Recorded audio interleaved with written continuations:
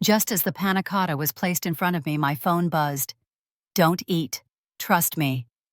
I looked up confused, and that's when my half-sister Sophie swept into the room with a tray of champagne and a smile too wide to trust. A headache pulsed behind my eyes. Something in me whispered, this wasn't just dinner, it was a setup.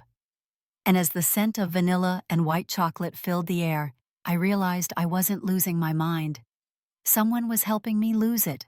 The dining room at Windermere Club was glowing under golden chandeliers, polished glasses, gleaming atop ivory linens, each place setting so meticulously arranged, it looked like a magazine spread. It was the kind of venue my mother Margaret Lowell adored for her birthdays. She had just turned 66 and insisted on a formal dinner to mark the occasion. Family only, she had said. Intimate. Refined. The kind of gathering where appearances meant everything. I sat between my husband Daniel and my cousin Mallory, listening half-heartedly as my uncle droned on about his new golf handicap. The lobster bisque had come and gone. The filet mignon was now a memory. All that remained was dessert. A server approached with a tray of panna cotta in crystal dishes, topped with fresh raspberries and curls of white chocolate. The clinking of silverware softened as the dishes were passed around. Then my phone buzzed in my lap. I glanced down, expecting a calendar reminder or maybe a message from the babysitter. But the name on the screen read, Daniel. Don't eat. Trust me. My heart stalled. I turned slowly, searching Daniel's face. He was staring straight ahead at my mother, raising his wineglass in a half-hearted toast as if nothing had happened. Not a flicker of acknowledgement, not a twitch in his fingers. But his jaw was tight, too tight. Before I could ask him anything, the double doors at the far end of the room opened with the kind of theatrical flair that only one person I knew could manage. Sophie. My mother's voice lifted an octave. Sophie, darling. Oh, you made it. Conversation dropped, heads turned. There she stood in a midnight blue dress that shimmered with every movement, heels clicking on the hardwood floor, lips glossed to perfection. Her hair, always styled like she had stepped out of a dry bar commercial, was tucked behind one ear. In her arms she carried a large beribboned bottle of champagne. Sophie Ellis, 28, my half-sister. Same mother, different father. And always, always the favorite. I hadn't seen her in 3 months. She had supposedly been in Los Angeles consulting on a PR campaign for some new wellness brand. Sophie's projects always had vague descriptions but expensive outcomes. And yet here she was, sweeping in just in time for the final course. She air-kissed my mother's cheeks, handed off the bottle with a flourish, and glanced across the table. Her eyes found mine, just for a second. And in that second, I saw something cold. Not contempt, not apology, just calculation. Mallory leaned toward me. Did you know she was coming? No. My voice was quieter than I intended. No idea. Daniel hadn't moved. He was still staring at his dessert untouched.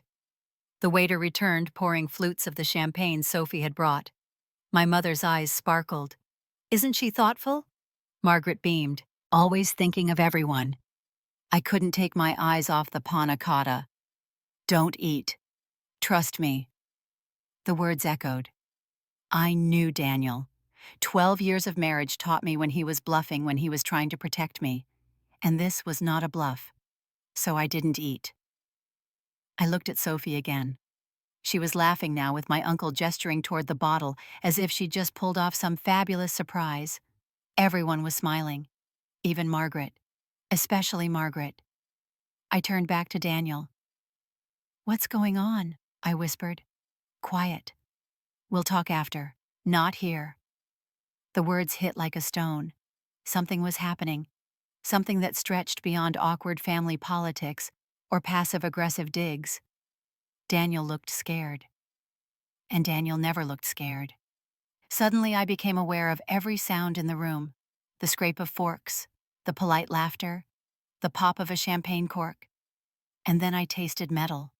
Not in my mouth, in the air. A tang of something sharp, chemical. I pushed my dessert away. Are you all right? Mallory asked. Headache, I said. I need some air. I stood, excused myself with a tight smile, and made my way toward the powder room, but really I just needed distance. Perspective. My heart was thudding too hard for casual small talk. Behind me, Sophie's voice trailed through the room like perfume. Bright, sweet, carefully measured. Something was wrong. And if Daniel was right, if there was danger on that plate, then I had just stepped into something I wasn't prepared for. And yet a part of me had seen it coming. Not this exact moment, but the shift, the undertone, the sense that the people at that table, the ones I called family, had begun building something behind my back, a stage, a trap. I leaned against the cold marble wall, closed my eyes, and let the sound of laughter fade behind the thick wood doors. I was not going to be the woman who smiled through poison. Not anymore. The cool air in the hallway steadied me. I ran my fingers along the wall, grounding myself in something real, something solid. My hands were trembling, and I didn't realize how shallow my breath had become, until I heard myself gasp. The sound didn't belong in a place like this, all velvet chairs and polished wood and quiet string music leaking from the dining room. I pulled my phone from my clutch and opened my health app. Resting heart rate 117. That wasn't panic. That was fear. Real pulsing quiet fear. And then it hit me that this wasn't the first time I had felt it recently. The dizzy spells, the headaches that wouldn't go away. The night I forgot how to unlock my own front door and stood there crying, sure that I was losing my mind. Maybe I wasn't. Maybe someone wanted me to think I was. I tapped out a message to Daniel. Bathroom? 5 minutes. Come alone. I stayed in the hallway for a minute longer, listening to the muffled laughter inside. Then I walked to the ladies' lounge. The lighting was soft, intentionally flattering. Everything smelled like lavender and money. I stared at my reflection. My skin was pale lips, dry eyes too wide. I looked like someone in a documentary about women who vanished slowly, starting with the parts no one noticed.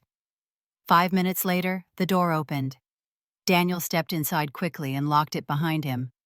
Tell me, I said. Now. He looked torn, not with doubt, but with anger. He pulled something from the inside pocket of his blazer. A folded piece of paper. Lab results. What is this? From Colin. I asked him to run a tox panel on your blood. You weren't sleeping. Your hands were shaking. I needed to know. My stomach twisted. I took the paper. It was filled with chemical terms I didn't recognize, but one line was underlined. Presence of microdoses consistent with thallium or related agents. Sustained exposure. Probable ingestion. Thallium. That was a poison. An old one. A quiet one. I couldn't breathe. Who gave this to me? He hesitated. I can't prove anything. Yet. But every incident lines up with when Sophie was around. Every visit, every meal she brought, every gift basket she sent. The timelines match. I sank onto the edge of the tufted chaise paper, trembling in my hand. My sister, my blood. She's been poisoning me. His silence was answer enough. The memories started to crash in like waves. The time she dropped off soup because she heard I was under the weather. The almond latte she insisted I try. The home-baked muffins she left on the porch, wrapped in cellophane. Why I whispered. Why would she do this? Because if you're weak, you're out of the way. And if you're out of the way, she becomes the heir. My stomach lurched. The will. The family trust. Everything our mother had been circling around for the past year. Her constant hinting that I was tired, overworked, maybe not well enough to take on responsibility. All of it. A setup. Does my mother know I don't think so? I think Sophie's doing this alone. But she's doing it very well. I felt like vomiting. Instead, I stood. We can't go to the police. Not yet. We need more. Daniel's voice was steady now. She's careful. She covers tracks. We catch her wrong and it turns on you. Then we play along. I looked in the mirror again.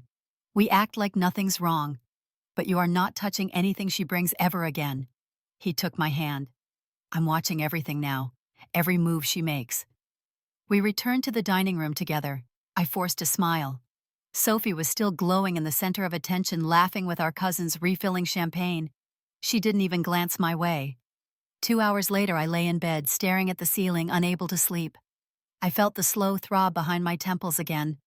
I wasn't imagining it. It was real. And it had a source. The next morning, I scheduled a private appointment with Colin. I wanted the full toxicology panel. Hair, nails, skin exposure. I needed data. 3 days later, I had it. Levels confirmed low-dose ingestion of a compound consistent with thallium nitrate. Intermittent, controlled. Someone knew exactly how to deliver just enough to wear me down, but not enough to kill me. I showed the results to Daniel. He didn't speak. He didn't need to. We both knew what came next. We had to build a case. We had to protect Emily. We had to make sure Sophie couldn't get close again without being watched. And I had to survive long enough to make her regret every calculated step she had taken. I opened my laptop and started documenting every incident. Dates, foods, texts, conversations, visits. I added pictures of the pastries she brought, receipts from her DoorDash deliveries, screenshots of her Instagram stories that proved she had been in town even when she claimed she wasn't. Daniel reached out to Colin again and asked about trace compound testing. If we could plant something Sophie handled and prove her fingerprints or DNA on it, it could help. We were building a war file. Quietly, carefully, ruthlessly. But even as I logged each moment into a spreadsheet, part of me still asked the question I didn't want answered. Why? Why would she try to erase me like this? Maybe it wasn't about hate. Maybe it was about power. Sophie never wanted to be me. She wanted to be the only one. And if she wanted me gone, she would have to try harder. She always had a way of filling a room. Even as a child, Sophie's presence arrived first. Her laughter, her bright dresses, the endless parade of compliments that followed her through every door. And maybe I would have hated her less if it had come from something she worked for. But it didn't. It came from the way her hair curled at the ends, from the dimples in her cheeks, from the way she said please and thank you like she had been trained by royalty. I used to think I was imagining it. The tilt in our mother's tone. The way she lit up when Sophie entered. The quick dismissals when I tried to share something of mine. But I wasn't imagining it. The favoritism was real. It had always been real. Dad died when I was 8. He was quiet, kind, always reading. I remembered the way he smoothed my hair when I had nightmares, the warmth of his hands on my back. After he was gone, it was just me and Mom for a while. And it was enough. Then came Charles Ellis. He was everything Dad wasn't. Loud, opinionated, all about image. He took one look at me and decided I was a project. He enrolled me in etiquette classes, insisted on posture drills, piano lessons, competitive figure skating. When I cried, Mom said it was for my future. I believed her. Sophie was born 3 years later, pink perfect and cooing from day one. Everyone said she looked like a doll. I didn't see it. To me, she looked like the beginning of something I didn't belong to. The day she turned 5, Mom had a custom gown made for her birthday party. It was white with silver embroidery and a matching tiara. Mine was supposed to be lavender. I remember that clearly. I had picked it from a catalog. But when I opened the box, it was replaced with a navy blue one. Adult, elegant. Sophisticated, Mom had said. You're older. Let Sophie have the light color. That was the first time I realized my place in the room would always be the background. Later that year, I won a local art contest. My painting of a red barn at sunset hung in City Hall for a month. I waited for Mom to bring it up at Sunday dinner. She didn't. Instead, she told everyone about Sophie's ballet recital, how she had smiled through the whole performance, even after tripping in the middle. I stopped painting after that. None of this came in a single wave. It was drip by drip. One moment here, one forgotten praise there. And then suddenly you're 34, sitting in your home office late at night, cataloging every memory for signs that maybe you were never wanted the same way. I looked through old photos, family trips, holidays. Sophie is always center frame. I to the side or partially turned, often cut off altogether. A photo from Christmas in Carmel showed me holding a gift I had wrapped myself. Sophie's face was lit up beside a pile of designer bags. I couldn't remember what I had gotten that year. Daniel walked in quietly with tea. "You still working?" I nodded, but didn't speak. He placed the mug next to my laptop and sat across from me. "You're going through it again, aren't you?" I tilted the screen toward him. "This is from my 10th birthday. I got books and socks. Sophie got a dollhouse the size of a coffee table." He didn't say anything for a while. Then he leaned forward. "You know this isn't about what she had. It's about what you never got." I swallowed hard. I never wanted more. I just wanted enough. Daniel reached for my hand. "You tried to earn love in a place where someone else was handed it freely. That's not a failure. That's survival." His words stayed with me all night. I couldn't sleep. My mind kept reaching backward, pulling pieces from closets I thought I had sealed. Every moment had a new meaning now. Every silence, every sidestep. Even when I graduated from RISD with honors, Mom said that was nice, but asked if I had seen Sophie's new website. When I landed my first luxury interior design contract, she told me to not let work turn me into someone cold. But when Sophie got a temporary job at a fashion label in LA, she threw a dinner. I realized then that it was never about what we did. It was about who we were allowed to be. Sophie was always the golden girl, and I was the one who cleaned up after the shine faded. I thought about the muffins again, the latte, the soup. Each act of kindness now felt like a brick in a slow-moving wall designed to corner me. And the worst part was that I had thanked her for every single one. In the morning, I met Colin in a side office at his clinic. He handed me a folder with the full breakdown of exposure levels. It had been going on for weeks, maybe months. "Could it cause permanent damage?" I asked. "Depends on the dose and duration. But if you keep getting exposed, it will get worse." He didn't look away. "Elena, someone wants you silent." I nodded. "I know who. And I need to make sure she never gets the chance again." I stepped out into the cold air, clutching the folder to my chest. A mother who never chose me. A sister who wanted me gone. And a house full of smiles built on silence.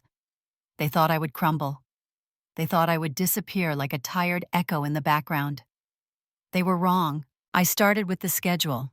Not mine, hers. I pulled up every text Sophie had sent me over the past 3 months. The surprise visits, the offers to drop off food, the times she popped by the office just to say hi. I matched each one against my symptoms. It lined up too well. Headaches spiked the day after the muffins. My hands shook after the lentil soup. The night sweats, the brain fog, all of it fell into a rhythm that danced perfectly to her presence. Daniel helped me create a private log. We worked only late at night behind a locked office door, long after Emily had gone to sleep. We didn't speak much, just typed, cross-checked, searched. The more we built the timeline, the more undeniable it became. I called Laura into my office on a Tuesday morning. She was early 30s, sharp, quiet, fiercely loyal. She had worked for me at Ashworth and Lane for 5 years. If there was anyone I trusted with discretion, it was her. I shut the door and pulled the blinds. "I need your help. And it stays between us," she nodded immediately. "Always." I slid over a notepad with dates and names. "I need camera access. Inside my house, kitchen pantry back entrance, places she might have touched." Her eyes scanned the notes without flinching. "Sophie." I nodded once. Laura didn't ask more. That was what made her invaluable. She leaned in. "We can rig the Nest Cam to redirect to a private server. I'll bring a second unit for the fridge." Motion triggered. We coordinated drop points, masked IPs, encrypted cloud storage. Laura's partner was in cybersecurity. She brought him in without names, just protocols. In 48 hours, we had full internal surveillance. Silent, undetectable. By the end of the week, I had footage of Sophie walking into the kitchen while I was upstairs bathing Emily. She opened my fridge, moved containers, and paused over the pitcher of oat milk. She never poured any, just touched the lid. Then she checked the spice rack. She left with something small tucked under her arm. Daniel paused the video. "What is that?" I zoomed. A silver bottle. Familiar. She had given it to me a week earlier. A probiotic powder from her latest wellness partnership. I remembered thanking her. Laura helped me check online purchase histories. Sophie used her card at a chemical supplier 3 weeks earlier. The receipt showed items typically used in controlled lab testing. We found another order tied to a burner email, but the billing address matched her old condo in Westwood. I kept my voice steady when I showed Daniel. She's not just improvising, she planned this. He took a deep breath. Then we need to flip the board. Sophie visited again the next weekend. She showed up with a bag of scones and a smile wide enough to crack glass. "Surprise," she chirped. "I thought you could use a break. Girls' brunch. I made your favorite." Emily squealed. "Auntie Sophie." I forced a laugh. "You always know just when to show up." She moved through the kitchen like she owned it, setting down plates, pouring coffee. Her eyes sparkled when she talked. She played the role so well, it almost fooled me. Almost. I watched her spoon jam onto Emily's toast, her voice soft, her hand on Emily's shoulder. Anyone else would have seen love. I saw control. After she left, I swabbed every surface she touched. Mug handles, doorknobs, the coffee spoon. Daniel dropped them off to Colin's lab that night. We didn't wait for results. We kept building. I opened a new file labeled Known Access Points. Every time Sophie entered the house, every item she brought, every meal she cooked. I tracked Emily's symptoms too. She had been getting stomach aches lately, nothing severe, but enough to scare me. I called our pediatrician and ordered a test panel under the guise of dietary concerns. I needed to know. If Sophie had gone that far, there would be no coming back. That night I lay awake watching Emily sleep. Her breath was soft and even, her stuffed bear tucked under one arm. I would burn the world down before I let anyone hurt her. The next morning, Colin called. The swabs came back positive for trace compounds similar to what we found before. She was still active, still trying. I pulled out an old box from the attic. College files. Sophie had spent a year and a half studying pharmacology before switching to marketing. She dropped out after probation for unauthorized lab access. Mom said it was all a misunderstanding, that Sophie just got too curious. I never thought to question it. Now I couldn't stop questioning anything. I added that to the file. Sophie texted later that week. "Brunch again soon, I miss your face." I stared at the message. My fingers hovered over the keyboard. "Sure. Bring those lemon bars you make. Emily loves them. If she was going to keep trying, I was going to keep watching. And when she slipped even once, I would be ready." I no longer cared about fairness. I cared about ending it before it ended me. Sophie had always known how to perform, but now her stage was larger and her spotlight brighter. It started subtly. A new framed photo of her and Mom appeared on the mantel. A delivery of fresh tulips to Margaret's door every Friday, always in her favorite color. A handwritten card on the kitchen counter thanking Mom for all she had done. Soon she was dropping by twice a week.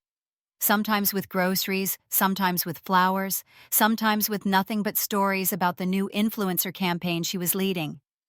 She brought Margaret pastries from a bakery in Capitol Hill, drove her to her dermatologist appointments, stayed to help organize her closet. Always perfectly timed, always just when Margaret had something emotional to vent about. Sophie was there nodding, validating, empathizing. At Sunday brunches, Sophie sat closer. She poured Margaret's coffee, offered her napkin, and told jokes about aging with grace. Margaret laughed in ways I had not heard in years. I watched it all with the clarity of someone who had stepped outside the play and into the audience. Her performance was airtight. She played the doting daughter with such elegance that even I, in moments of fatigue, could see why others believed it. The real shift came at the annual Lowell family barbecue. Margaret's sisters were in town, my cousins too. We gathered at the family estate in Bainbridge on the lawn behind the big white house that had belonged to my grandparents. It was the kind of afternoon made for pictures. Clear sky linen sundresses, wine glasses clinking. Sophie arrived late as always, but with a flourish. She wore soft yellow and carried a lemon tart from a boutique bakery in Ballard. Within minutes, she was the center of the circle, telling a story about helping a stranger on the ferry who had lost her wallet. Margaret beamed. Someone asked how Margaret was doing lately, and she smiled before answering. "Honestly, I've never felt more supported. Sophie just knows what I need. She sees me. I felt the heat crawl up my spine. The words weren't just a compliment, they were a proclamation. I opened my mouth. I had stories too. I was the one who handled her financial paperwork, coordinated her home insurance renewal, arranged her Medicare consult last spring.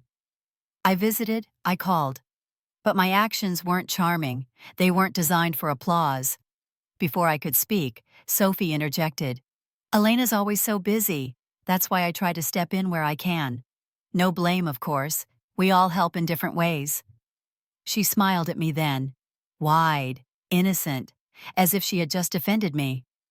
I set down my glass of iced tea. Later, as I helped clean up in the kitchen, I overheard Margaret on the patio talking to Aunt Joanne. Elena has such a hard time letting people help her. She always thinks she knows best. But Sophie, she listens. She feels. I closed the cabinet door harder than I needed to. Back home that night, I curled up on the sofa while Emily slept upstairs. Daniel brought me a blanket and didn't say anything. He knew the look on my face. Betrayal without blood. The slow kind that wears your skin from the inside. The following week, I showed Margaret the camera footage. I thought maybe she would finally see. I selected the clip where Sophie tampered with the supplement bottle. It was subtle, but clear.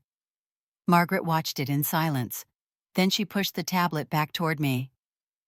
Elena, I think you need to talk to someone. I froze.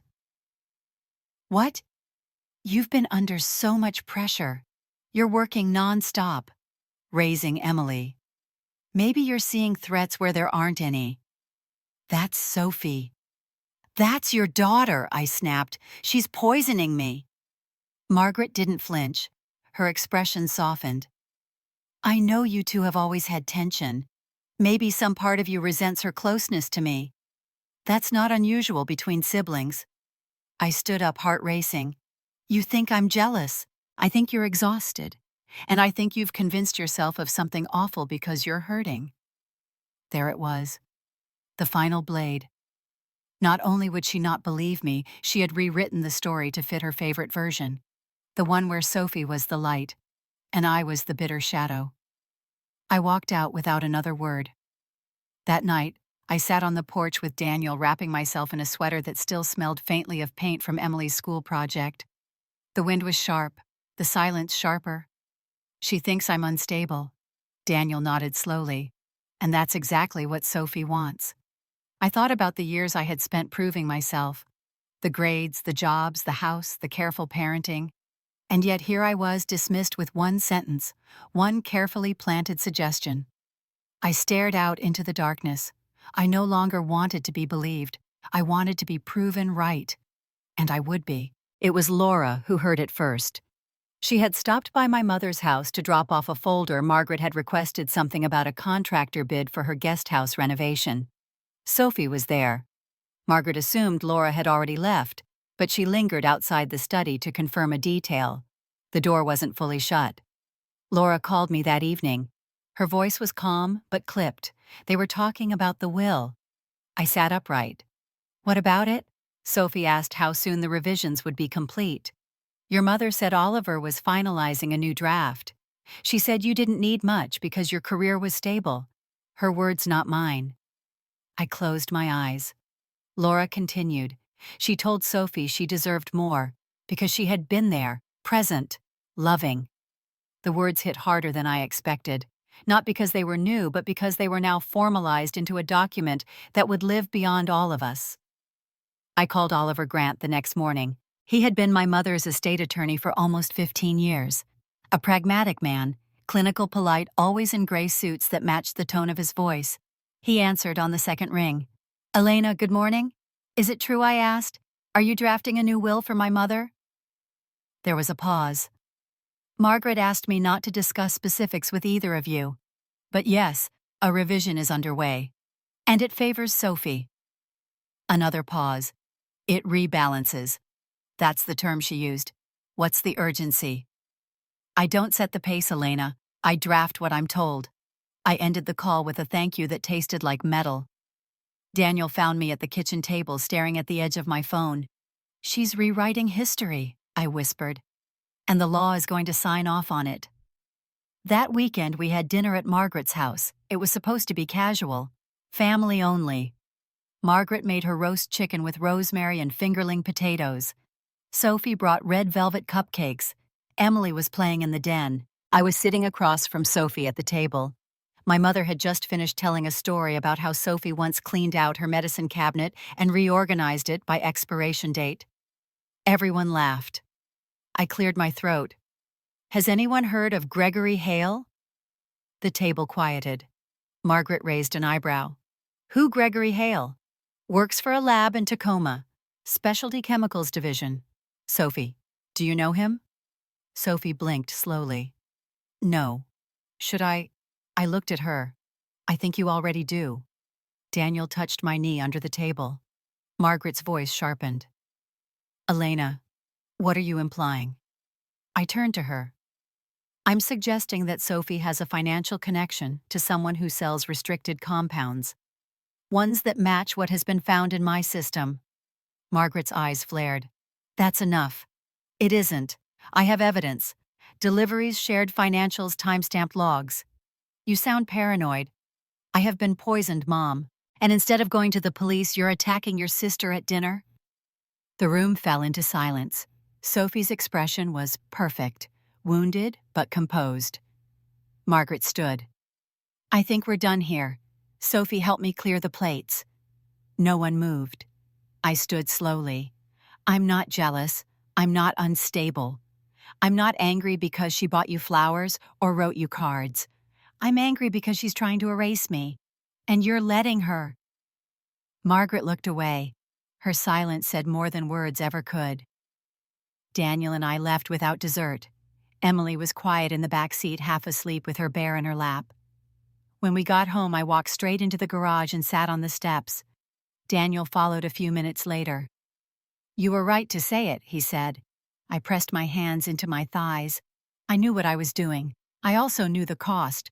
But the cost didn't end with silence. 2 days later, I got a call from Oliver.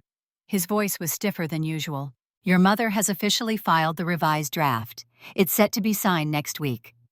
How much goes to Sophie? A significant share. More than 60%. The remainder is a trust for Emily contingent on your custody and a token allocation for you. Token. Like a charity line item. I thanked him and hung up. Then I stood in my kitchen for a long time, unable to move. Not angry, not hurt, just cold. I called Laura. I want every receipt, every delivery, every digital trail that connects Sophie to Gregory Hale. I want property records, leases, storage units, anything under his name or hers. I want to know if she's paying him or if he's paying her. On it, she said. I opened my laptop, logged into the hidden drive Daniel and I had built. I created a new folder, labeled it Trigger. Inside it, I placed everything Sophie had ever touched in my home since January. The doorbell rang. I jumped. It was Margaret, standing on my porch with a container of soup. Her eyes scanned mine, wary. I heard you left upset. I didn't invite her in. I took the soup, nodded, and let the silence hang. She glanced over my shoulder. You know I love you, Elena. I didn't reply. Because love at this point wasn't something I could feel from her. It was just a word she used when she wanted compliance. I closed the door gently and locked it. The first camera went under the spice rack. Laura handled it herself, arriving late after work with a thermos of black coffee and a toolkit the size of a lunchbox. She didn't ask how I was feeling or whether I had eaten. She just worked. That was what I needed. We placed the second camera behind the wine shelf angled toward the fridge. The third, a pinhole unit, was drilled into the frame of the hallway closet with motion detection enabled. All footage would be uploaded to an off-site drive only I had access to. Laura encrypted it, coded it under a decoy file name. The system was seamless. Sophie would never know she was being watched. Dr. Collin picked up 2 food samples from my freezer the following morning. I had saved the last 2 items. Sophie had brought a container of roasted carrot soup and half a lemon scone wrapped in wax paper. He didn't ask questions either. He just nodded and left. That afternoon, I called Claire Monroe. We hadn't spoken in months, but she picked up on the second ring like no time had passed. Claire had been my roommate at Stanford. Back then, she was already fierce and sharp with the kind of voice that could cut through courtroom noise. She became an investigative journalist with a focus on corporate fraud and public image manipulation. I told her I needed information about a woman named Sophie Ellis and anything tied to a PR incident in Los Angeles last year. She didn't hesitate. "Give me 2 days." She called back in 16 hours. "Your sister worked for Brand Edge Media for 4 months. She was part of a wellness campaign involving a celebrity nutritionist. She was let go after someone leaked that she fabricated testimonial data and manipulated engagement numbers. They settled quietly. No legal charges, but she signed an NDA. Claire sent me the full file. Emails, Slack screenshots, a PDF of internal HR correspondence that shouldn't have been leaked, but was. I read all of it twice. Sophie had done this before, with numbers, with perception, with control. Only this time she used poison instead of hashtags. Now it was my turn. I started missing work, not dramatically, just enough to be noticed. I rescheduled 2 client meetings and had Laura inform the team I was feeling fatigued. I pulled out of the interior design conference in Portland. I had been planning for 6 months. At home, I left half-empty mugs on the counter, let my hair stay unwashed longer than usual, and started dressing in layers to appear smaller, grayer. Emily noticed. "Are you okay, Mommy?" "I'm just tired, sweetheart. It'll pass." She hugged me longer than usual that night. I let Daniel see me cry once, just once, and only in the hallway where Sophie would later pass. It was enough.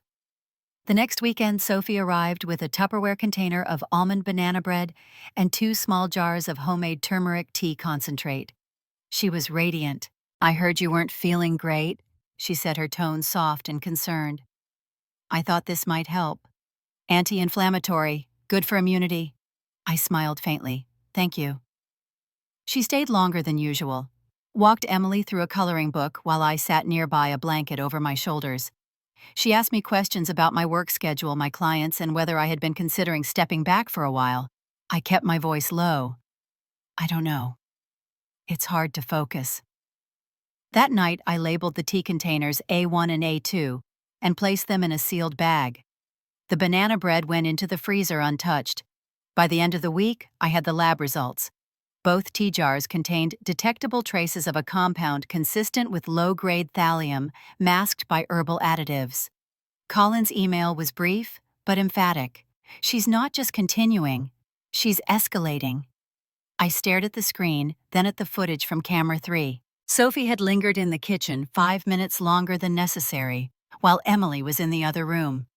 She looked directly toward the spice shelf, tilted her head, then walked away. She didn't know the camera was there, not yet. I added the lab results to the trigger folder and backed up everything to a private USB kept in my desk drawer under lock. At night, I practiced the next phase. My reflection was dull. My posture is slack. I started pausing between sentences like my brain was fogging. I missed 2 calls from Margaret. I let Sophie text me without a reply. Finally, on Thursday, she called. "Hey, just checking in. Do you need me to swing by with groceries or anything?" "No," I said. "I think I'm going to stay in bed this weekend." She hesitated. "Are you feeling worse?" "Yeah. My joints hurt. I'm not sleeping well." She waited a beat, then said something that almost sounded like delight. "Let me come by on Saturday. I'll bring soup and tea." "Perfect." After the call, I emailed Claire again. "Can you get me footage of the Brand Edge scandal leaking online? Even just commentary threads or press speculation." She sent me 26 screenshots, including anonymous whistleblower posts, Reddit speculation, and a now-deleted article from a gossip site linking Sophie's name to the fake campaign. All saved. I sat back and looked at the timeline. I had a motive, method, pattern. Now all I needed was the trigger moment. Sophie thought she was tightening the noose. She didn't realize she was stepping into it. The drive to Snoqualmie was quiet. Fir trees blurred past the windows, their tall shadows stretching across the road like fingers. Daniel kept his hand steady on the wheel. Emily was staying with his mother for the weekend, tucked safely away from what we both knew was coming. The mountain air was colder than I remembered. The estate Margaret had rented for her birthday sat nestled at the foot of a slope, the kind of luxury lodge you see on resort brochures, with cedar beams and panoramic windows. Sophie had arranged everything. That much was clear the moment we arrived. Her name was on the welcome banner in tiny cursive under Margaret's. The place cards bore her handwriting. There were color-coded napkins, a 4-course plated dinner, and a playlist of classical covers curated to match each course. I arrived last, deliberately. My skin is pale from minimal makeup, lips bare, hair tied back. I walked slowly, letting every movement look heavier than it was. People noticed. Cousin Marissa touched my arm gently. "Are you all right, Elena?" "Just a little under the weather," I murmured. Sophie saw me and crossed the room like she had rehearsed it. Her dress was cream silk, perfectly draped, her smile even more polished. "You came."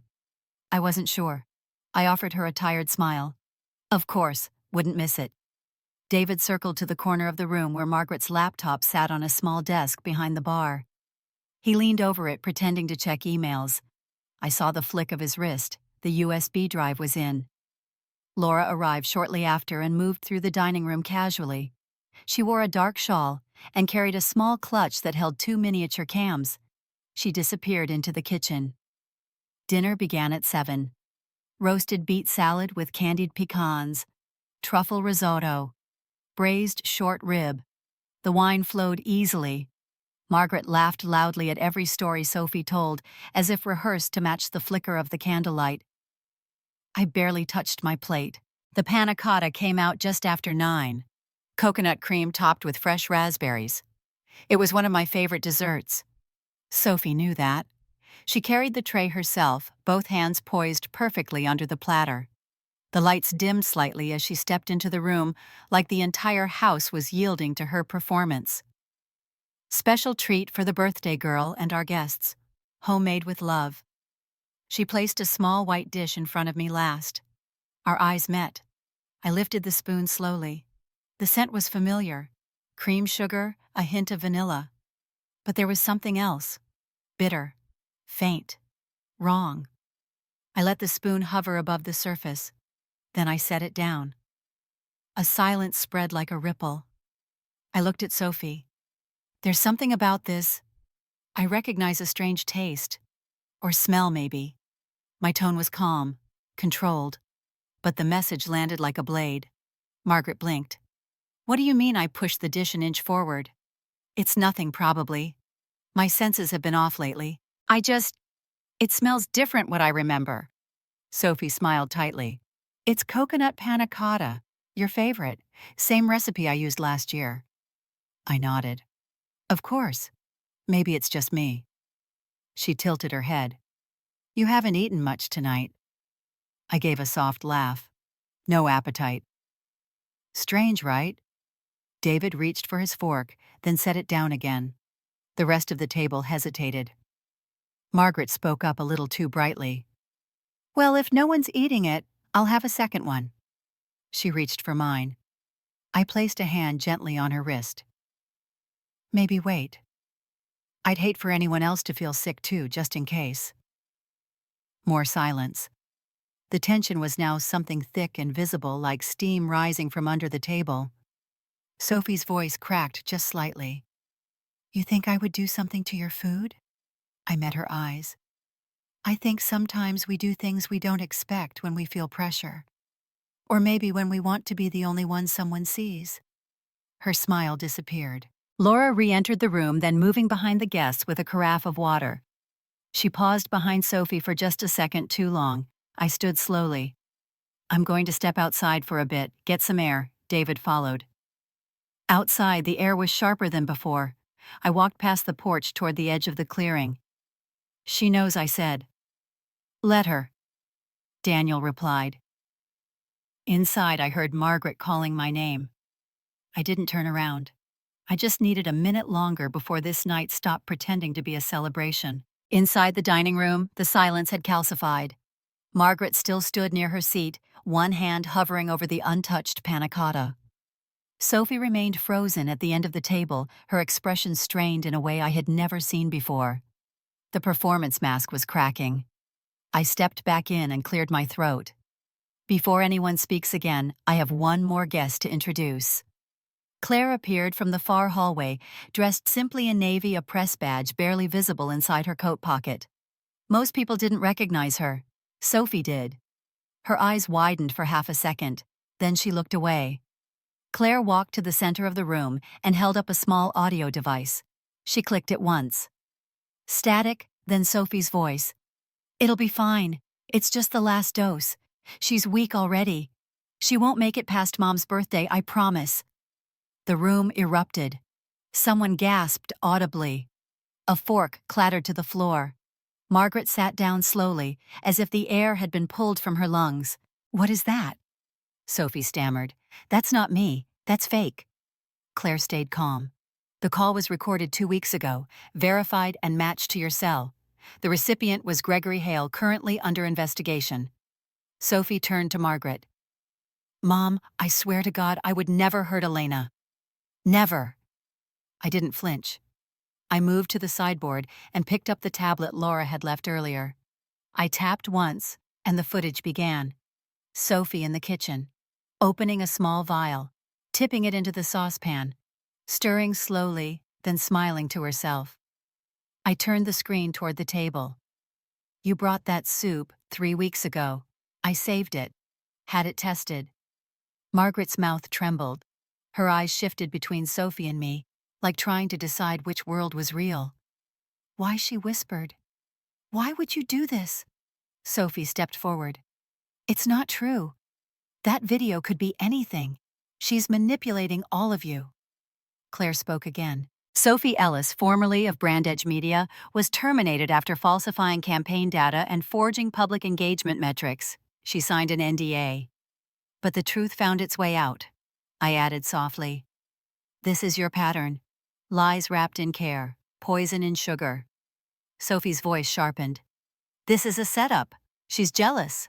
Always has been. I was the one who stayed. I was the one who took care of Mom. You were the one who wanted me gone, completely." David rose then. "I've seen the tests. I've seen the footage. I've watched my wife deteriorate under your visits. Don't speak about care."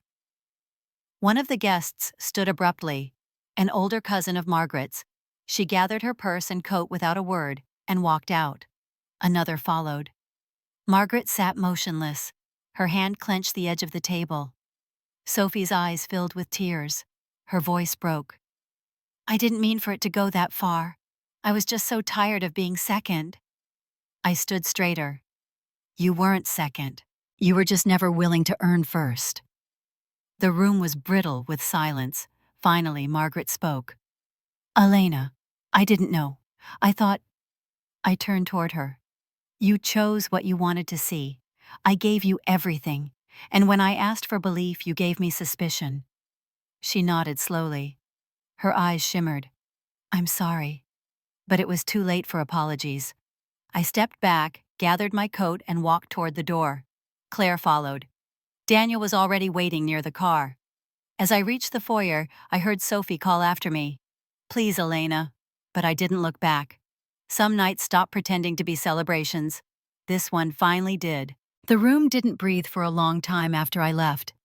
I could feel the weight of everything still pressing through the walls of the lodge as I walked down the porch steps into the night. But the silence didn't last. Oliver Grant stood near the fireplace, still in his charcoal suit, watching Sophie with the caution of a man who had read too many contracts and seen too few truths. He cleared his throat, and the few remaining guests turned. "As counsel to Margaret Lowell, I am hereby suspending all proceedings related to the revision of her estate and will, effective immediately. This includes any draft documents currently held in my office." Margaret lifted her head, eyes wet, but said nothing. Oliver continued.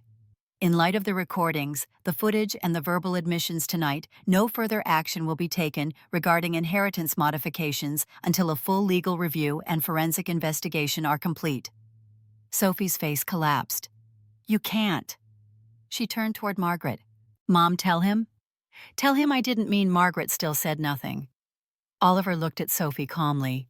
If you wish to contest, you may hire independent representation, but I will not authorize any further changes on your mother's behalf until this matter is resolved. Claire watched from the corner of the room, her arms folded. David came up beside me quietly as we waited at the car. It's over, he said. Not yet. Inside, I saw Margaret slump into a chair. Her hands trembled as she reached for a napkin, but not to wipe her face. She held it like a shield. Virginia, I said carefully, stepping just far enough into the room that my voice would carry, but my presence wouldn't feel like a threat. She looked up. If you want to make this right, all of it, then I have a suggestion. She nodded slowly, not trusting herself to speak. Create a scholarship, in her name, Amelia Rose Lowell, for young women in the arts, high school seniors who can't afford college. Give them what you never gave me. A vote of confidence. David squeezed my hand. Margaret's lip quivered. I had forgotten about her, she whispered. I hadn't. She was the only sister I ever had. There was no applause, no declaration, just the sound of truth settling into a space where lies used to live. Sophie's body shook as she dropped to her knees near the table. You're doing this to ruin me, she said. Her voice was hoarse. You could have just let me fade, but you needed the whole room to see me burn. I met her gaze one last time. You lit the match. I just opened the curtains. David took Emily by the hand. She looked around with quiet confusion, not old enough to understand, but wise enough to feel the fracture. We left through the back entrance. Outside, snow had begun to fall, quiet, indifferent, pure. Behind us, no one followed, not even the shadows. The air stung with the clean scent of pine and snow. We drove the first few miles in silence, the headlights cutting a soft arc through the falling white. Emily slept in the back, her breath-even hands curled under her cheek. David's knuckles whitened on the steering wheel, but he said nothing. I rested my head against the window, eyes half closed. The world didn't feel healed, but something had shifted. The next morning, just after dawn, Margaret called. I let it go to voicemail. She left a message in a voice I barely recognized, stripped, ashen. She asked me to come back to the house. David offered to go with me. I said no. When I arrived, the dining room had been cleared, but the tension remained. The chairs sat crooked. The table still bore the indent of folded arms and dropped tears. Sophie was in the kitchen, her face blotched and red hair pulled back too tightly, as if control could be stitched into place. Margaret stood near the window, arms crossed. She didn't greet me, just nodded toward the living room. We gathered there, no audience now, no performance. Margaret looked at Sophie. I want the truth. Now. I deserve that much. Sophie paced, her voice still sharp. You're believing her. After all this, you're taking her side because she's louder, more dramatic. But you never saw what she did behind closed doors. She was never the victim. I stayed quiet. There was no point shouting into a void. Sophie turned to me. You pretended. You made yourself look sick. You manipulated everyone. You set this up. I should be the one accusing you. I looked at her not with hatred, but with a hollow kind of pity. And yet you're the one who left a trail. Laura stepped in from the hallway. She handed me her phone. The screen displayed an audio file timestamped just 2 hours after the party ended. I hit play. Sophie's voice hushed but sharp. You don't get it. It was working. The symptoms were lining up. She was slipping. Another week and she would have been out of the picture completely. The scholarship crap. That's just her last stunt. I should have finished it before Mom's birthday. She was talking to someone named Brian. The contact name pulsed on screen. No one in the room breathed. Margaret sank into the armchair. Her shoulders folded in on themselves. Her mouth opened and closed without words. Sophie dropped onto the couch, face in her hands. I didn't mean to go that far, she mumbled. I just wanted her gone. I spoke for the first time. You wanted everything. You thought if I disappeared, love would be less divided. But love that needs to be split is never real to begin with. Margaret looked at me. Her eyes weren't angry anymore. Just tired. Broken. I'm sorry, Elena. I let this happen. I should have seen it. I nodded, but didn't answer. Because apologies couldn't rewire decades of choice. David appeared at the doorway. Emily waited in the car, drawing hearts on the fogged glass. "We should go," he said. I turned to Margaret one last time. "I hope you find peace in what's left." I crossed the room without looking at Sophie again. Outside, the snow had started to melt. I walked to the edge of the balcony and closed my eyes. For the first time in years, I took a breath that didn't feel like it belonged to someone else's story. The days that followed were gray but quiet. Sophie left Seattle within the week. No goodbye, no new address. A few gossip blogs picked up the story, citing anonymous sources and speculative headlines. I never answered a single message. Virginia retreated from public view. Claire told me her lawyer had filed the paperwork to transfer all remaining assets into the Amelia Rose Lowell Art Scholarship. It was official within 2 weeks. A foundation for young women artists completely independent from the Lowell name. They asked if I wanted to be listed as a co-founder. I declined. Instead, I sent Margaret one envelope. Inside was a single piece of paper. My handwriting was even steady. "I don't need your apology. I only ever needed you to see the truth. Because if you hadn't, no one else would." I never heard back. I accepted an invitation to join the national jury panel for the Metropolitan Emerging Artists exhibition in New York. The letter came with a round-trip ticket and a note scribbled in the corner. "We love your eye. We need your honesty." Honesty. It still felt foreign to be rewarded for something I had to fight so hard to keep.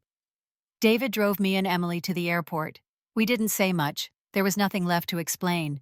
He would stay in Seattle. I would be back in a few weeks or maybe not. We hadn't labeled anything. That was okay. At the gate, I knelt and zipped Emily's jacket to her chin. She giggled. "Cold where we're going, huh?" I smiled. "Probably, but the kind of cold we choose, not the kind we survive." The final boarding call echoed. Emily took my hand as we walked toward the gate. "No one's holding us back anymore," I said. "Not even us. When your family writes you out of the story, don't ask for a page. Pick up the pen and write the ending yourself."